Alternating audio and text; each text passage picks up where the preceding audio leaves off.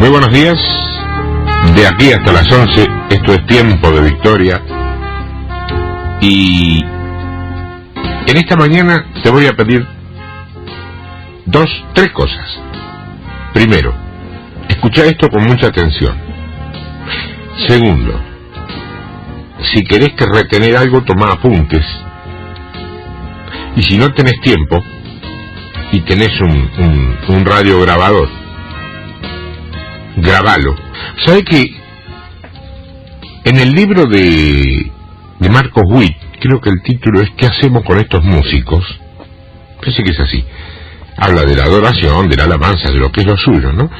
Y él dice que en algún momento hay gente que pide permiso en una iglesia, entonces sube a cantar un tema. Dice, mire, se disculpa. Dice, mire hermano, yo no tengo muy linda voz, pero lo que yo quiero es que usted escuche la letra, porque la letra le va a bendecir.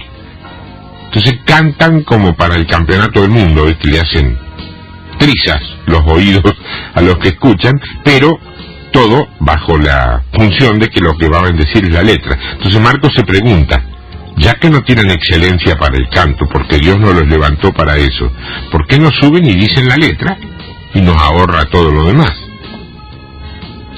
Claro, tiene razón, sucede eso. Está hablando de lo que es el título de este estudio de esta mañana, pero que no vamos a hablar concretamente de eso, pero tiene que ver con eso. Se llama manifestación de la excelencia.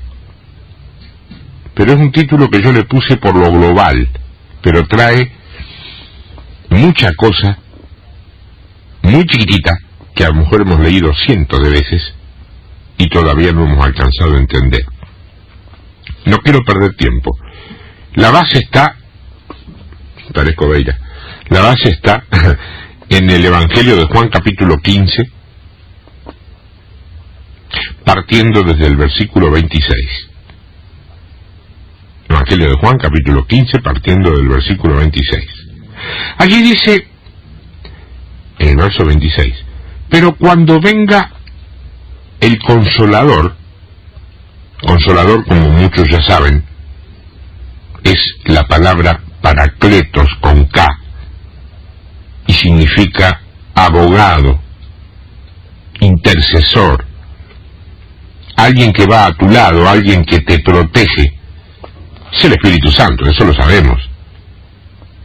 Es la voz profética de Dios en la tierra.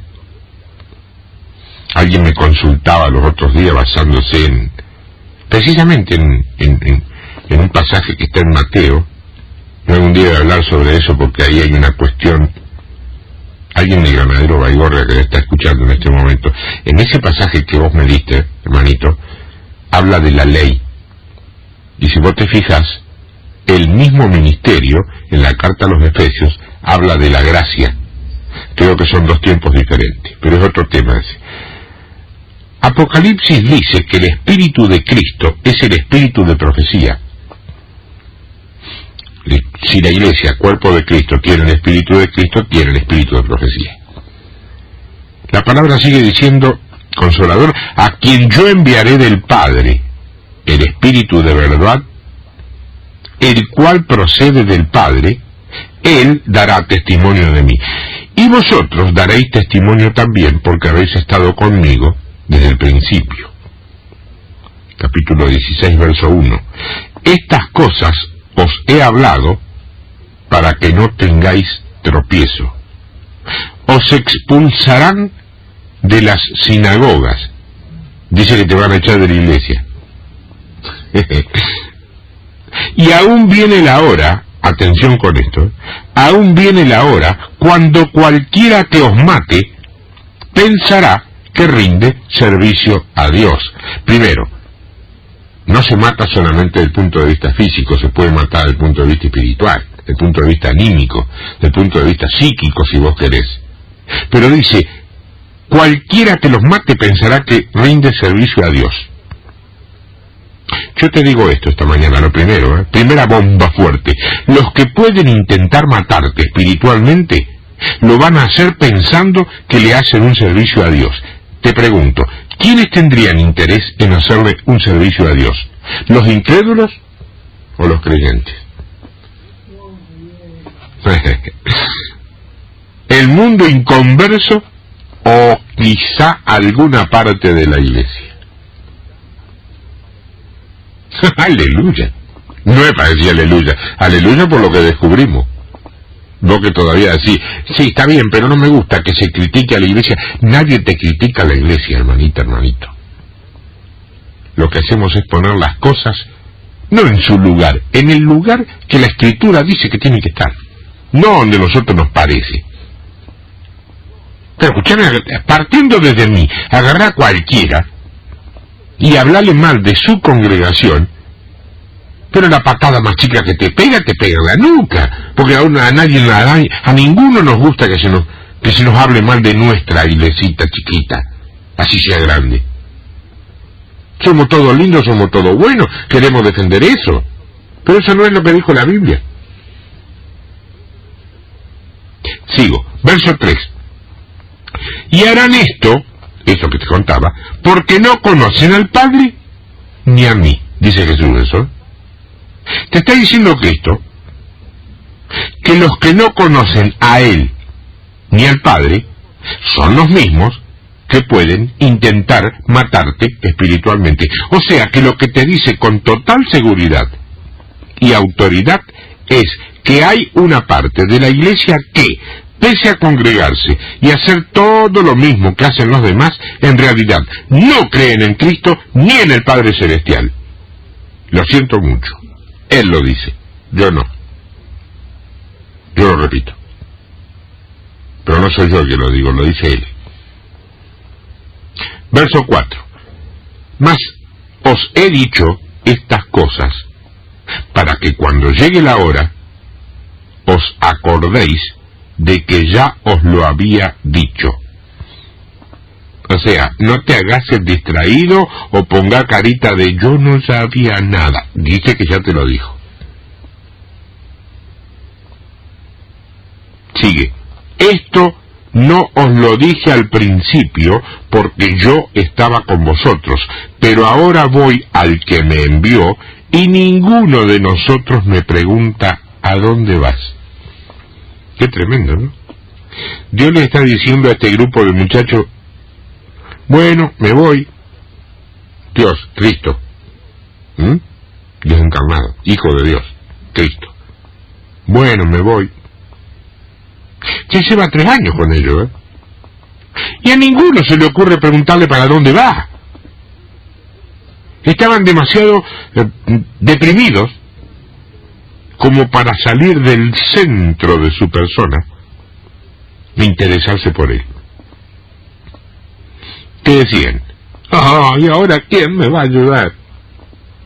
Con el chapulín colorado. ¿Quién podrá defenderme? Pero verdad, eso pensaban. ¿Y ahora quién me va a ayudar? ¿Quién me va a dar de comer? ¿Quién me va a pagar los impuestos? No estoy hablando en términos actuales.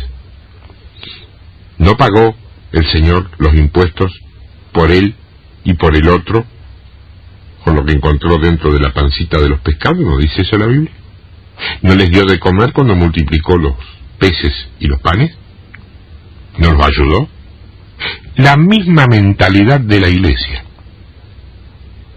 Estaban con él por lo que conseguían de él, y no porque entendieran o apreciaran su presencia, porque él le dice, me voy, y ninguno se le ocurre así, ¿a dónde va? Lo primero que dice, ¿qué va a hacer de nosotros?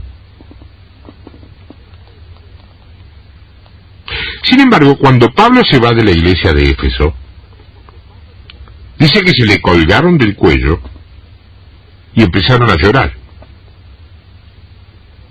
No por lo que él había dicho que iba a ocurrir. Lloraban porque se iba. Verso 6. Antes, porque os he dicho estas cosas, tristeza ha llenado vuestro corazón. Pero yo digo la verdad, os conviene que yo me vaya, porque si no me fuese, el Consolador no vendría a vosotros, mas si yo me fuere, os lo enviaré. Y cuando Él venga, convencerá al mundo de pecado, de justicia y de juicio. Vamos por parte. Dice que el mundo será convencido de todo eso por el Espíritu Santo. Pregunto, lo que nosotros llamamos mundo, o sea, el sector incrédulo de la sociedad, ¿conoce o sabe quién es el Espíritu Santo? No. Por lo tanto, ese mundo del que habla Jesús es la iglesia nominal, la iglesia institucional, no la iglesia creyente. O sea que está separando la cosa. Eso que nosotros vemos todo como un masacote, como un bloque, vos y yo sabemos que no es así. Así como criticamos, porque criticamos, que alguien dice voy a la iglesia y en su mente está el templo al cual llama iglesia. Yo decís, no, mira hermano, esa no es iglesia, la iglesia es la gente. Cuando vos decís iglesia, ¿qué ves? ¿El montón o el remanente de Dios? ¿Ves el pueblo creyente o el tradicional, acostumbrado, convencido o infiltrado? Que también los hay. El fundamento de lo que dijo lo vemos en lo que sigue. Capítulo 15 de Juan, verso 18. Si el mundo os aborrece, sabed que a mí me ha aborrecido antes que a vosotros. ¿Quién aborreció a Cristo? ¿Los incrédulos romanos o los religiosos judíos? ¿Pilatos? ¿César?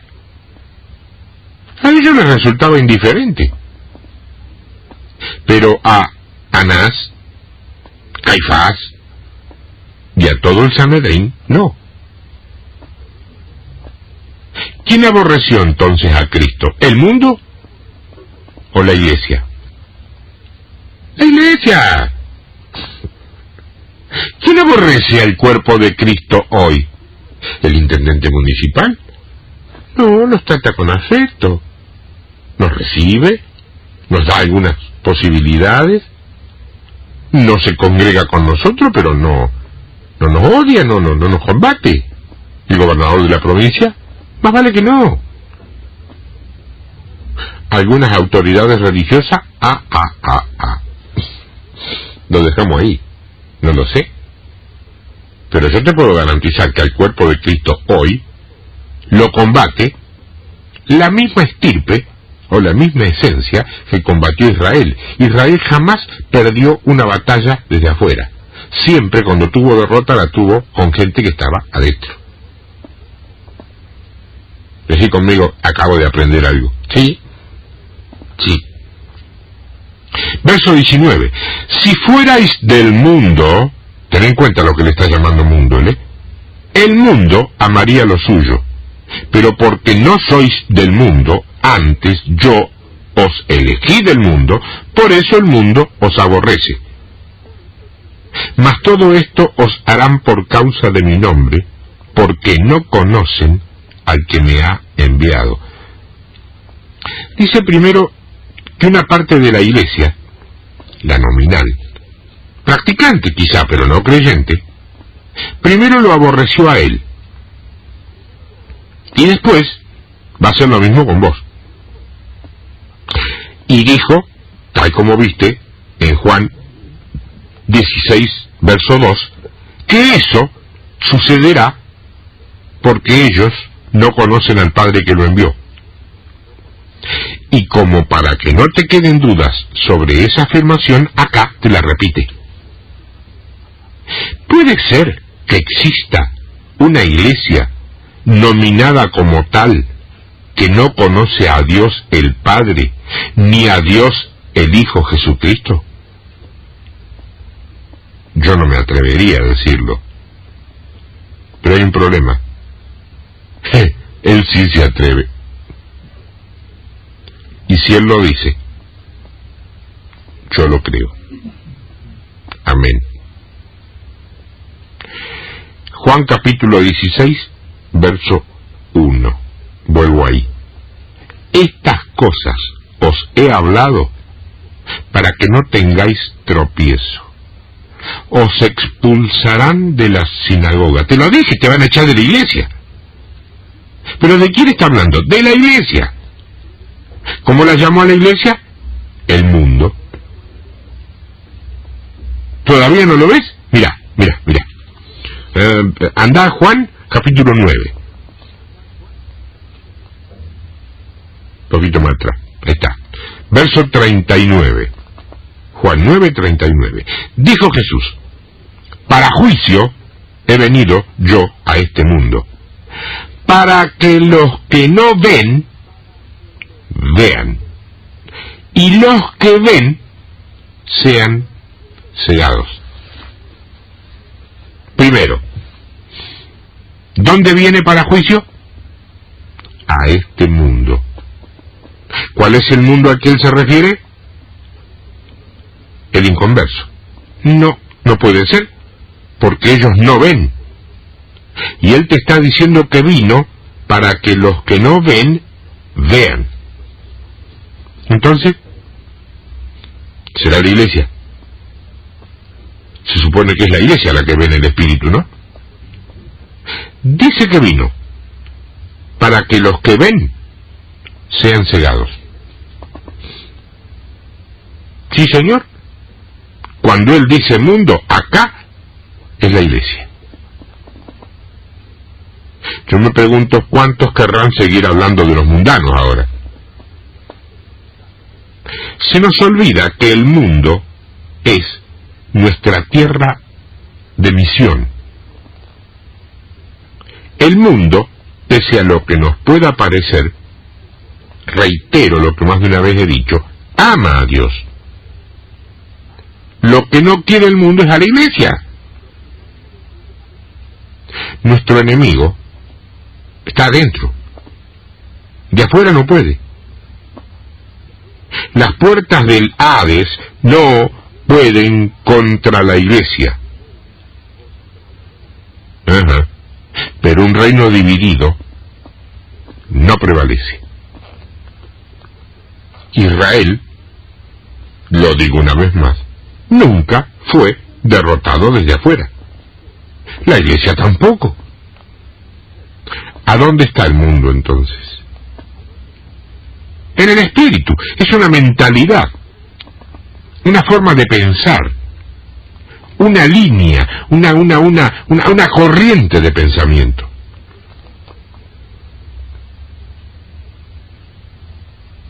Juan capítulo 16, verso 8. Y cuando Él venga, convencerá al mundo de pecado, de justicia y de juicio. De pecado por cuanto no creen en mí. De justicia por cuanto voy al Padre y no me veréis más. Y de juicio por cuanto el príncipe de este mundo ya ha sido juzgado. Ojo, no dice que va a ser juzgado, dice que ya fue juzgado. Verso 12. Aún tengo muchas cosas que deciros, pero ahora no las podéis sobrellevar. Esta palabra, sobrellevar, acá es la palabra aprehender, no aprehender de aprendizaje, sino aprehender, es apre, una H, una E, una N, der, aprehender,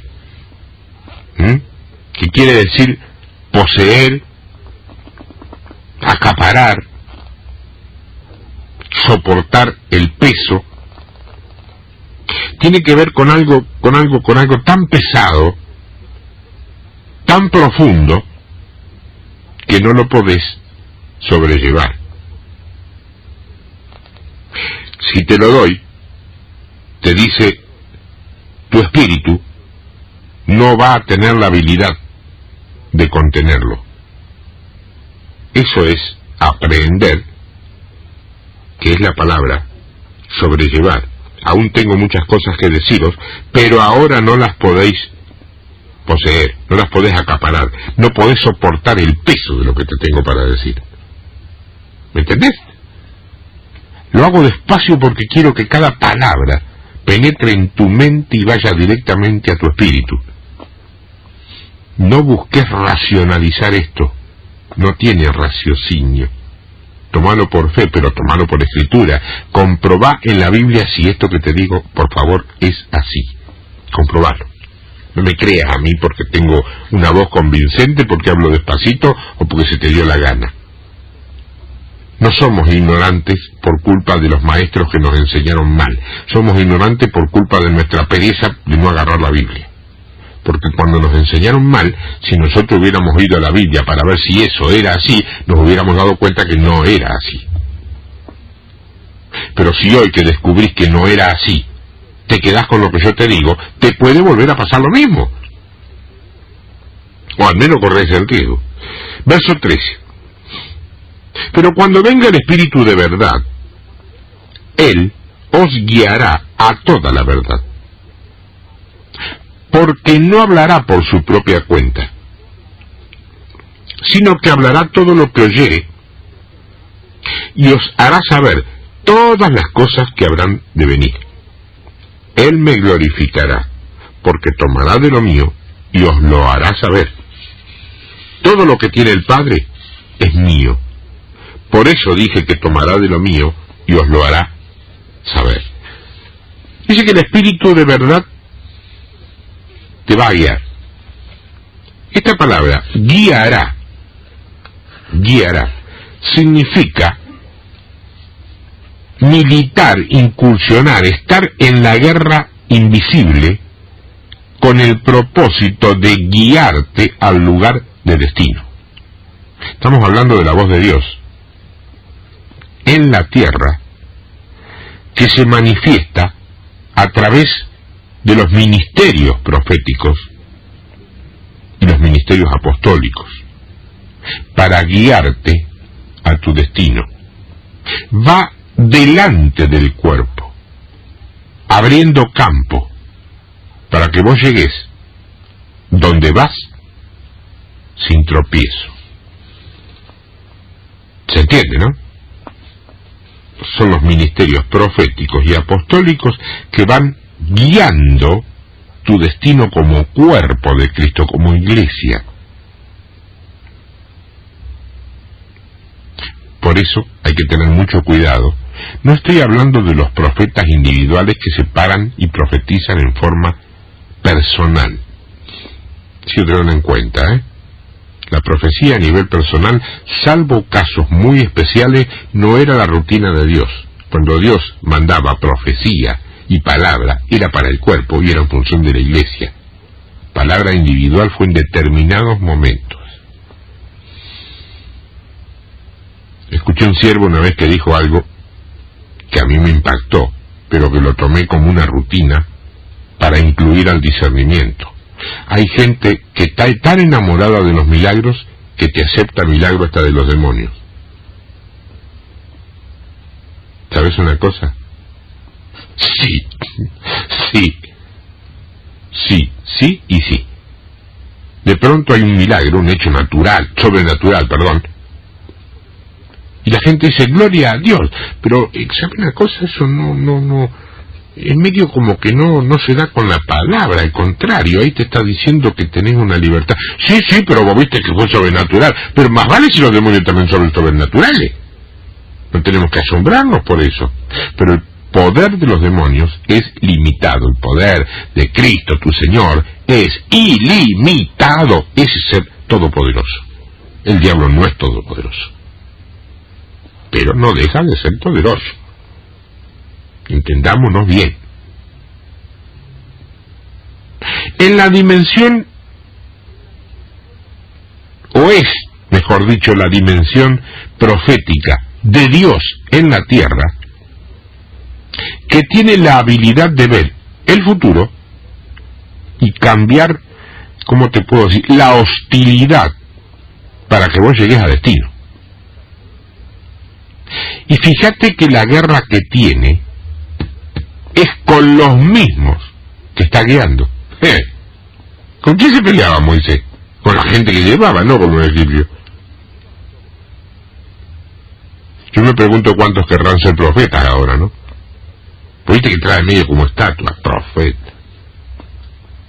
Sueñan con que un día, en su iglesia, lo pongan ahí arriba del púlpito, digan, acá presento al hermano Claudio, lo levantamos como profeta del Señor en nuestra congregación, y todo el mundo, gloria a Dios, y aplaudiendo al hermano Claudio. Pero ¿saben una cosa? No es bíblico eso, porque a los profetas jamás los reconocieron y los aplaudieron. Más vale los cascotearon, los apedrearon, les cortaron el cuello y los mataron. Cosa que hoy en lo físico a lo mejor no se da, pero en lo espiritual si pueden, sí. ¿Qué pasa en cualquier congregación cuando aparece el fuego de Dios?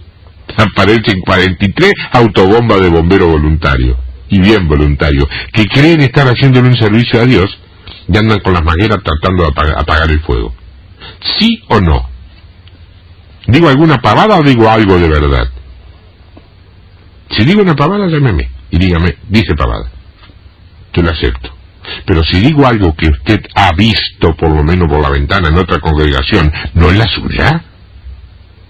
Entonces no me llame. Silencio calla otorga. Es una guerra invisible que tiene el propósito de guiarte al destino o a la verdad. ¿Para qué? Para establecer la verdad. La doctrina correcta. La revelación correcta. Hay gente que dice la Biblia es la doctrina porque es la palabra de Dios. La doctrina es lo que un hombre, tomando la palabra de Dios, conforme a cómo la interprete, elabora. ¿Sabes por qué?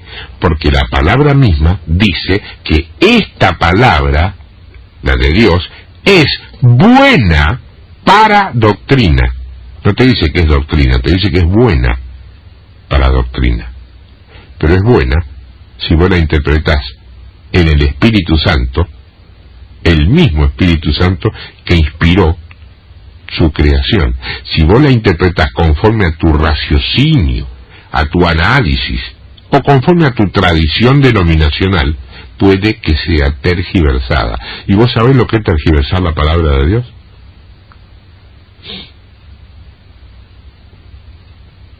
Yo me pregunto cuántas denominaciones en algún día van a tener que pedir perdón por la tergiversación de las Escrituras. No te digo cuáles, no interesa.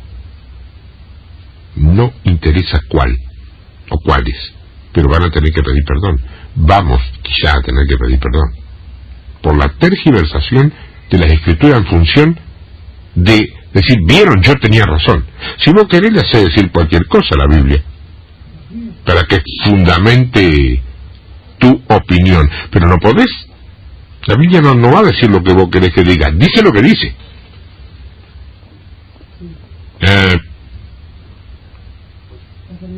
La doctrina correcta nunca describe a alguien que te está empujando. O sea, nadie te empuja, no hay arrieros en el Evangelio. El que te guía es alguien que te está liderando y que va delante tuyo. Una persona a la cual vos la ves y sabés que tiene más para vos cada día. Si no es así, te puede estar liderando posicionalmente, pero no te está guiando. Y es más, habría que ver si lo ha levantado el Señor para estar ahí. Tiene que estar delante tuyo, siempre. Y tener autoridad para cada día enseñarte algo. Es lo que hace el que lidera con el grupo liderado. No es líder porque se le ocurre, porque 4 o 5 decidieron que lo van a nombrar. que el texto que estamos viendo, que es el Evangelio de Juan capítulo 16, verso 12 concretamente, allí donde dice que no podíamos sobrellevar esa palabra, también dice: tengo muchas cosas que deciros. La palabra muchas, aquí, tiene que ver con algo, ¿cómo te podría decir?, de gran peso, profundo, con algo vasto, con una piedra de conocimiento, con algo muy pesado que este espíritu aún no tiene la habilidad de contener. Te ruego que me escuches con mucho cuidado, con mucha atención. No interpretes mal las palabras, no entiendas lo que te parece, entendé lo que trato de que entiendas a partir de la palabra, porque esto se camina por el filo de la navaja. Si vos escuchás lo que te parece que escuchaste, podés entender lo que te parece que entendiste y podemos ir a parar quién sabe a dónde. Si hay algo por lo cual estoy orando permanentemente es no dar la posibilidad que ingrese ningún espíritu de confusión, que son muy sutiles, muy inteligentes para orar. Si no podés escuchar bien, toma apunte, grabalo, pedime la copia. Es decir, es menester que este tipo de estudios los escuches con los 5 sentidos y el espíritu. O al revés, el espíritu y los 5 sentidos. Si lo escuchás como quien escucha una cumbia en una radio secular, te puede traer más problemas que bendiciones. Creo que me entendés, ¿no? Ahora, entonces el espíritu te guía como un maestro, abriendo paso y abriendo acceso. Como Jeremías 1:10, por ejemplo, que viene primero y arranca, destruye, arruina y derriba para recién después edificar y plantar. ¿Te diste cuenta? ¿Qué es lo que te preguntaste alguna vez en Jeremías 1:10? ¿Qué es lo que tiene que arrancar, destruir, arruinar y derribar para después edificar y plantar? ¿El mundo o la iglesia? ¿El Espíritu Santo? No. ¿El espíritu de Jezabel? Te dice: escúchame, hay cosas que yo quiero que vos camines en ellas, pero no estás listo, no estás preparado. Pero cuando venga esa voz espiritual, llamada Paracletos, te va a aclarar el paso. Yo te estoy diciendo algo con esto. Gente que no está inspirada, guiada, fortalecida por el Espíritu Santo, no puede caminar dentro de la iglesia con seguridad. Incluso a nivel de liderazgo, guía ciego que lleva a los demás al pozo. Así es. No hagamos del Espíritu Santo una doctrina particular, enfatizada y especial, de acuerdo, pero no lo releguemos a ningún lugar que no tiene que ser relegado. Es Dios. Padre, Dios. Hijo, Dios. Espíritu Santo, Dios. ¿Quién se atreve en contra de? Después dice: pero cuando venga el Espíritu de verdad, Él os guiará a toda verdad. Porque no hablará por su propia cuenta, sino que hablará todo lo que oyere, y os hará saber las cosas que habrán de venir. Si eso no es profecía. Esa parte que dice que cuando venga el Espíritu de verdad, te guiará a toda verdad, tiene implicación de que no solamente te revela lo que va a acontecer, sino que al revelarte lo que va a acontecer, te habilita para que te acontezca, o para que acontezca. Porque lo que te va a ocurrir, te habilita para que te ocurra. Porque lo que te va a decir Cristo no te lo pudo decir antes, porque no estabas preparado vos para que Él lo hiciera. Pero cuando Él venga, al decírtelo, te lo habilita. ¿Qué dice Jesús? Más grandes cosas harán ustedes porque yo voy al Padre. ¿Encaja o no encaja tu rompecabezas espiritual? Él no te lo pudo decir porque vos todavía no tenías la madurez para contenerlo. Pero cuando venga el Espíritu Santo y te lo diga, te habilita inmediatamente para hacerlo. Todo en el mismo momento. Eso se llama impartición.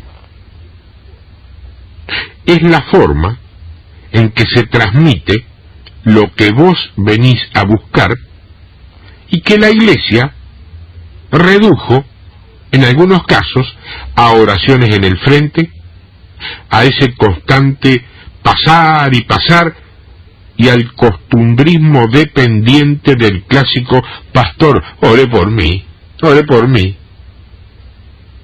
¿Se escucha todavía eso? Madurez, santidad, unidad, fe, remanente.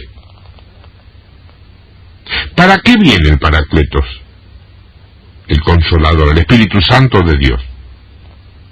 Primero, le corre el velo a los intentos de Dios, mientras que al mismo tiempo te capacita para sostenerlos a esos intentos de Dios. Nunca se te capacitará para sujetarlos o someterlos. Viste que Dios quiere hacer algo y hay gente que dice, no va a hacer algo sin mi permiso. Va. Yo creo que te tenés que tomar en serio el liderazgo, pero no para ordenarle a Dios qué es lo que tiene que hacer, en qué momento, cómo y de qué calidad y de qué manera, para que coincida con lo que vos estás enseñando, ¿eh? Cuidado, cuidadito, decía mi abuela, cuidadito, ¿eh? No. Segundo, el Espíritu Santo, la voz profética, el ministerio apostólico, como vos quieras llamarlo, te revela la verdad de acuerdo con la habilidad que tenés para sobrellevarla. Si vos no tenés ninguna habilidad espiritual para sobrellevar una de las verdades de Dios, Dios nunca te va a revelar nada. Es que, ¿sabe qué pasa, hermano? Usted predique, pero predique livianito, porque nosotros somos muy sencillos, somos humildes, ¿vio? ¿Y quién te dijo a vos que la palabra humildad tiene que ver con la palabra inteligencia? Yo conozco gente muy humilde y muy sencilla, pero que es muy inteligente. ¿O vos creés que humildad va parangonado con ignorancia? No, de ninguna manera.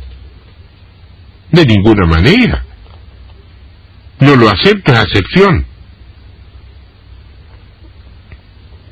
Ahora, escucha, fíjate lo que Dios te está revelando hoy, porque la extensión de la revelación es la extensión de tu responsabilidad. Vos podés decir, pero yo no sabía eso, cuando no lo sabías. Pero si Dios te revela algo hoy, y hoy te das cuenta que esto es así, mañana, si Dios te lo demanda, no podés decirle, yo no sabía, sí sabías. Yo te lo hice decir ayer. Usé al inútil ese que va los sábados ahí para decírtelo. ¿Amén? Amén, decir que bien, gracias, muy amable. ¿Viste cuando uno le dicen amén? Dice amén. Puede decir amén hasta algo que tenga que ver con el diablo. Nunca digas amén con algo que tenga que ver con el diablo. Un día te voy a explicar bien lo que es la palabra amén. No es una muletilla de evangélicos, ¿eh? Es algo más que eso. Ahora, claro,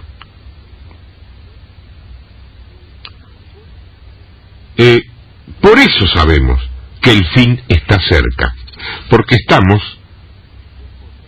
con la palabra, decodificando, o sea, desenrollando la madeja del final.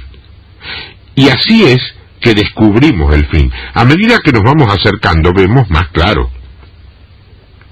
Pasa como vos ves una población en la ruta a lo lejos, ves una cosa bajo la niebla, ¿viste? A medida que vas acercando, empezás a ver la cúpula de la iglesia católica del lugar, más, tiene una chimenea, empezás a definir las cosas que conforman esa población. Pero a lo lejos veías todo un masacote que no... Bueno, esto es lo mismo.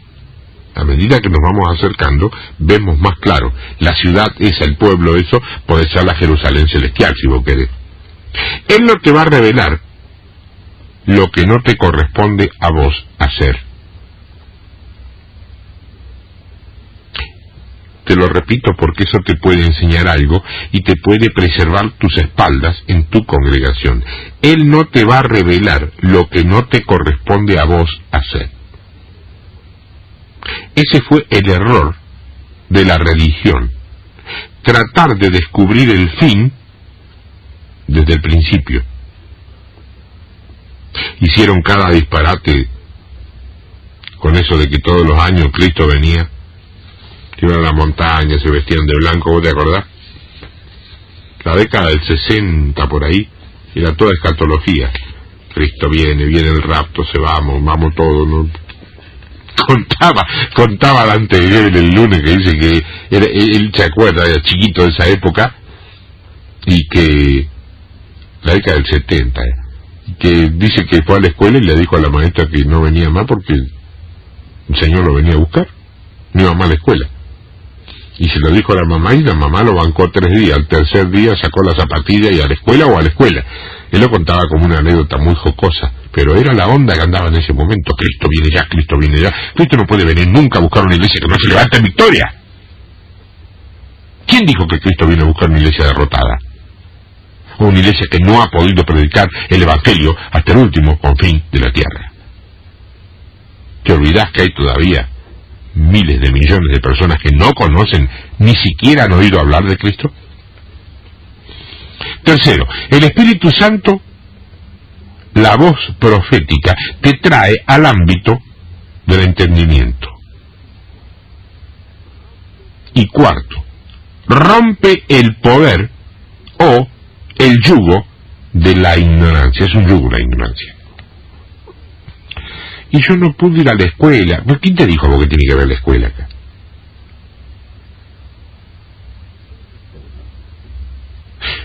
Tenés todo el material que quieras a tu disposición. Si tenés una autosubestimación o un complejo de inferioridad porque apenas sabés leer, ese es un problema tuyo, no de Dios. Nadie te dice que vos a la Biblia la tenés que leer en 5 minutos, tipo computadora veloz. Podés tardar 5 años en leer un capítulo, un libro de la Biblia. Pero si dejás que el Espíritu Santo de Dios te revele lo que dice ese capítulo y ese principio, ya lo tenés en tu vida y no sos ningún ignorante espiritual. No te estoy hablando de cultura ni de información llamada educación. Te estoy hablando de dejarte guiar por el Espíritu y no conformarte o conformar tu pereza amparado en tu humildad, en tu simpleza, en tu sencillez. Puedes ser humilde, puedes ser simple y puedes ser sencillo, y tenés que ser eso. Pero eso no quiere decir que no seas inteligente, porque a vos te dio una mente Dios para que la uses, no para que la dejes atrofiar en una ignorancia premeditada. 1 Corintios capítulo 2 verso 3. 1 Corintios capítulo 2 verso 3.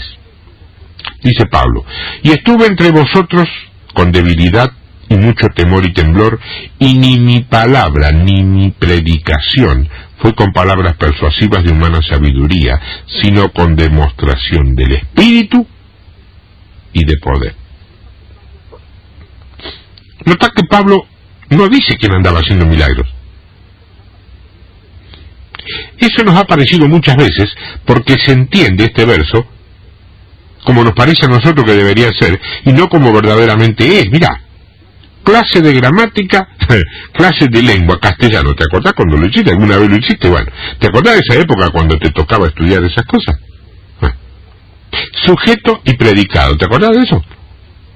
¿Te acordás algo de eso? No, anda como yo. Bueno, él dice: ni mi predicación. ¿Cuál es el sujeto en esta oración? Clarísimo. Predicación. Ese es el sujeto, mi predicación. Entonces, ¿se está hablando de qué? De la predicación. No te desvíes ni entendás nada como a vos te parece. Él dice que su predicación no fue con palabras persuasivas, la predicación de filosofías humanas, con respecto a la predicación.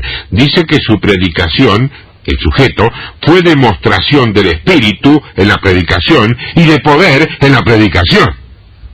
Aquí no dice que había milagros, al margen de que sí los había en otros casos. Pero acá dice que la palabra era demostración del poder del Espíritu. ¿Qué tenemos hoy? Expositores bíblicos, predicadores, maestros de la palabra,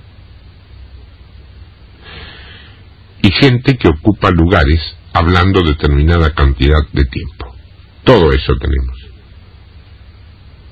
¿Quién puede discernirlo? El Espíritu Santo que mora en vos, no otra cosa. No otra cosa. Lo que te bendice es la palabra predicada con poder del Espíritu. De lo contrario, información, exposición bíblica, aburrido quizá, plomito también. Él dice poder del Espíritu Santo. Es el poder de decodificar los principios de Dios para vivir en la tierra. El verso 6 de 1 Corintios capítulo 2 dice: sin embargo, hablamos sabiduría entre los que han alcanzado madurez. O sea, los inmaduros no solo no entienden, sino que encima se enojan. Sí, el inmaduro no te entiende, pero además, como no entiende, dice: yo tengo 20 años en la iglesia, este me quiere hacer creer, no entiendo nada, esto es nueva era, se enoja. ¿No va la palabra? Se enoja. Si no coincide con lo que le enseñaron allá por cuando tenía 10, 12 años, y él lo tomó como verdad absoluta, sin leer la palabra, si no coincide con eso, se enoja. Y sabiduría no de este siglo.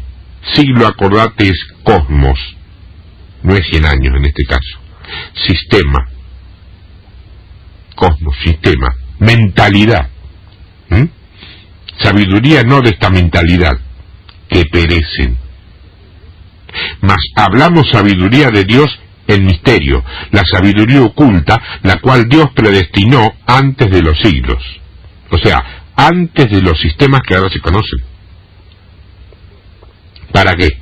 Para nuestra gloria, la que ninguno de los príncipes de este siglo conoció. Está hablando acá, cuando dice ninguno de los príncipes, está hablando de los demonios que influyeron a los pensadores, que pusieron las bases de todos los sistemas filosóficos, pseudomorales, psicológicos seculares o sociales. Si todos esos pensamientos, esas corrientes de pensamiento, no vinieron inspiradas por el Espíritu Santo, que no te quepa ninguna duda que vinieron inspiradas por demonios. No hay grises acá, no hay lugares neutrales, no hay purgatorios. Entendelo, por favor. Sí, bueno, pero la iglesia tiene que estar compartiendo algo humanista, porque eso viene del hombre. Escúchame, lo que no viene de Dios, viene del diablo. ¿Te enseñaron eso en la escuelita dominical? ¿Sí o sí? Entonces no me fabriques tierra de nadie. En la guerra esta no hay tierra de nadie. El que conmigo no recoge desparrama.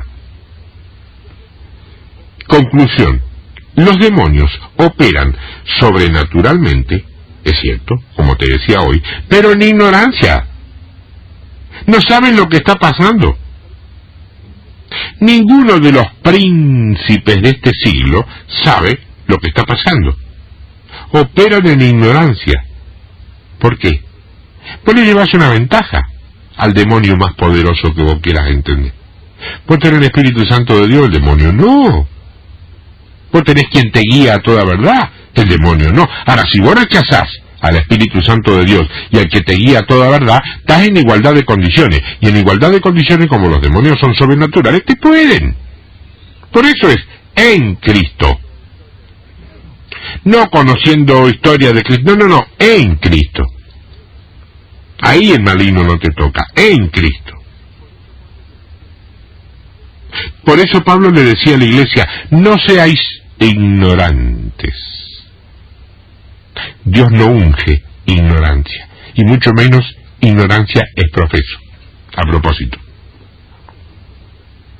Verso 9. Antes bien, como está escrito, cosas que ojo no vio, ni oído oyó, ni han subido en corazón de hombre, son las que Dios ha preparado para los que le dan gloria a Dios. Pero Dios nos la reveló a nosotros por el Espíritu, porque el Espíritu todo lo escudriña, aún lo profundo de Dios, porque ¿quién de los hombres sabe las cosas del hombre, sino el Espíritu del hombre que está en él? Así tampoco nadie conoció las cosas de Dios, sino el Espíritu de Dios. Y nosotros no hemos recibido el Espíritu del mundo, sino el Espíritu que proviene de Dios, para que sepamos. Nota que el Espíritu Santo viene para que tengas conocimiento, no para que seas ignorante. Hay muchos que están orgullosos de ser ignorantes, porque creen que eso los hace humildes y están más cerca de Dios. No, te dejé engañar por Satanás. Punto. El Espíritu Santo, dice acá, viene para que vos tengas conocimiento, no para que seas ignorante. Fíjate que nos enseñaron eso muchas veces al revés. Que como tenemos el Espíritu, no necesitamos la inteligencia. Pero acá dice que el Espíritu vino para hacerte inteligente. Para que sepamos, dice. O sea, para que nos enteremos. Para que nos desayunemos, para que nos desasnemos. Todos los hemos. ¿Para qué? Para que sepamos qué.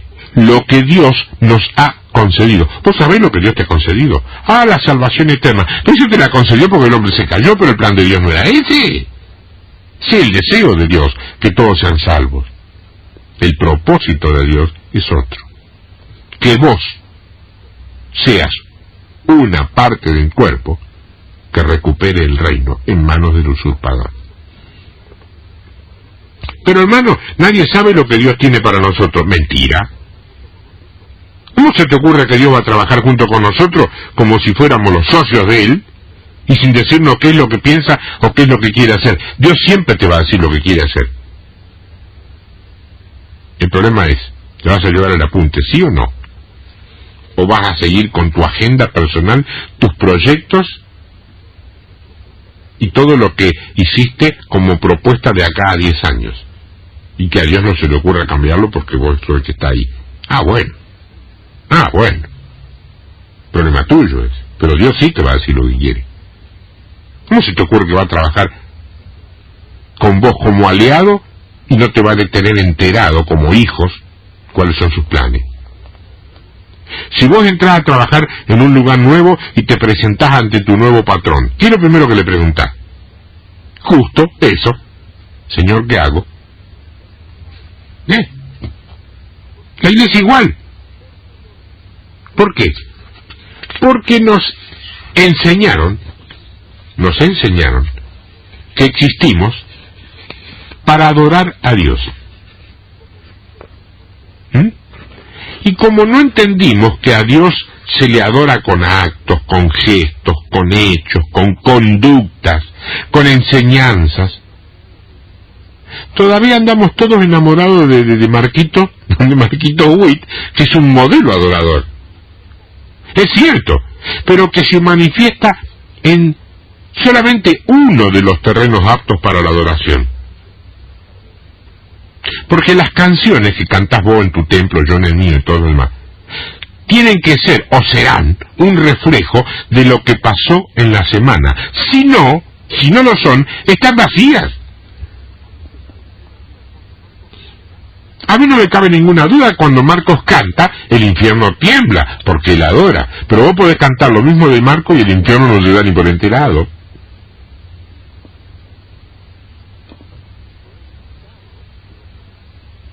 Podés imitarlo, si vos querés, a Marcos Witt. Y los demonios dicen, ¿y eso qué suena? Que hay un ruidito, hay un bichito volando, ¿qué pasa ahí? ¿No me entendés lo que yo te digo?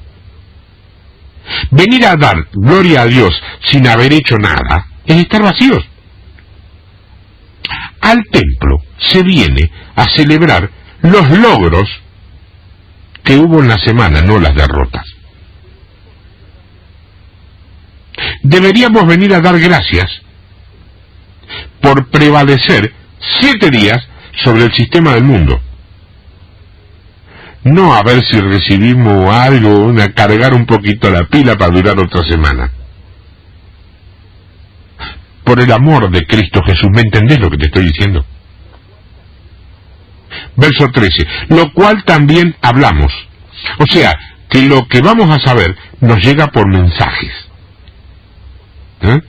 No con palabras enseñadas por sabiduría humana, sino con las que enseña el Espíritu, acomodando. Esta palabra significa, acomodando significa como casando, como el matrimonio, casándose lo espiritual con lo espiritual. Ese es el proceso de la impartición. Aquí es donde conviene que nos fijemos en la reina Esther. ¿Te acordás de la reina Esther? Después leete el libro. Dios, ahí representado en este caso por el rey Asuero, la levantó a Esther para reemplazar a la otra reina, a Vasti, la desobediente, que es una tipología exacta de este tiempo para con la iglesia tradicional, la iglesia Vasti, que está ocupada en sus propios planes, proyectos personales, tiene banquete propio, reunión de mujeres, asociación femenil, lo que vos quieras, pero desobediente al mandato del rey.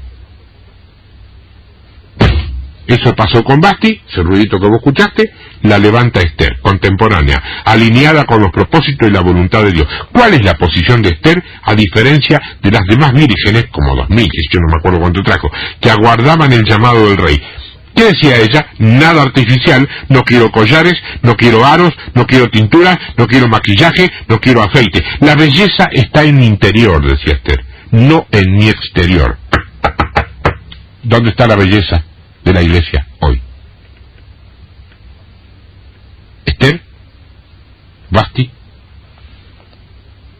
No tengo necesidad, decía Esther, de ninguna manipulación externa, carnal ni sensual para embellecerme. Mi belleza es Cristo y, para verla, solo hay que sacar las capas que el mundo pone en su vida. Es una cuestión de excelencia.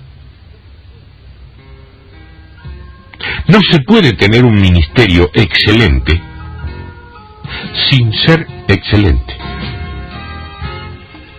El excelente, hermana mía, hermano mío, no es excelente porque fue a la universidad, porque se tragó todos los libros, esos grandotes que uno ve y dice, ¿será posible que alguien lea esto? El excelente es excelente de espíritu. Por eso, todo lo que hace le sale excelente.